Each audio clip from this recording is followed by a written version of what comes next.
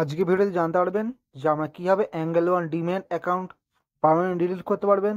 এই ভিডিওতে আমি নতুন প্রসেসে জানিয়ে দেবো যে আমরা কিভাবে angle one demat account delete করতে পারবেন। সর্বপ্রথম আমরা নিজের অ্যাঙ্গেল ওয়ান অ্যাকাউন্ট ওপেন করবেন। এরপর আমার কোণের দিকে অ্যাকাউন্ট দেখতে পাবেন, এখানে আমরা ক্লিক করবেন। সর্বপ্রথম আপনার ব্যালেন্স এখানে আমার জিরো থাকতে হবে। অ্যাকাউন্ট ডিলিট করার এটা প্রথম শর্ত। আপনারা যদি কোনো শেয়ারে পয়সা লাগিয়ে থাকেন সেটা বের করে নেওয়ার চেষ্টা করবেন। যদি আপনার কোনো ফান্ড কিনে থাকেন সেটা বিক্রি করার চেষ্টা করবেন। এরপর যদি আমরা অ্যাকাউন্টটা ডিলিট করতে চান, নিচের দিকে নিচে প্রোফাইল দেখতে পাবেন, এই অপশনে আমরা ক্লিক করবেন।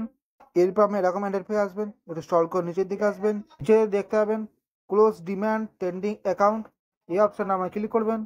এরপর আমরা রিজনটা দিবেন আমরা কী কারণে angle one demat account delete করতে চান, যে কোনো একটা অপশন সিলেক্ট করে নেবেন।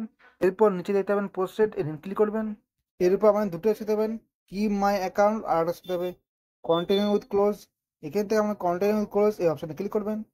এরপর আপনি এরকম এরপর আসবেন, নিচে দিয়ে দেখতে পাবেন পোস্টেড, এখানে ক্লিক করবেন। এরপর আমার নাম্বারে 6 ডিজিটের একটা ওটিপি আসবে, ওটিপিটা এখানে এন্টার করে দেবেন।